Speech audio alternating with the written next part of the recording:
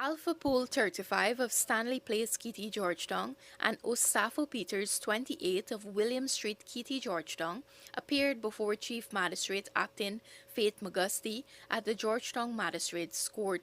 At the same time, five other suspects in the matter, Aaron Allen Colcats, Wayne Barker, Damian Barlow, Dwayne Griffith, and Devante Mars, surrendered to the police at the Breakdown Police Station.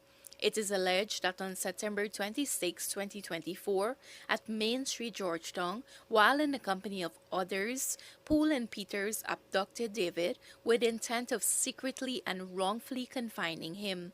The men were not required to plead to the charge and were remanded to prison. The case was adjourned to October 11, 2024.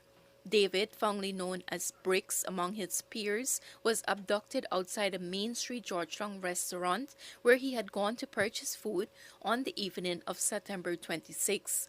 Acting on information, the police began their search for David last weekend in the Buxton and Andale Backlands, East Coast Demerara. However, 3 days of searches ended in futility as nothing of evidential value was found. Before the men were taken to court on Friday, a legal dispute unfolded when attorney Everton Lamy Singh informed the court of an order that was issued for both men to be immediately released from custody as they were kept in custody beyond their 72-hour detention period. The order was handed down by High Court Judge Justice Nicole Peer. She ruled in favor of their release, citing the breach of legal protocol.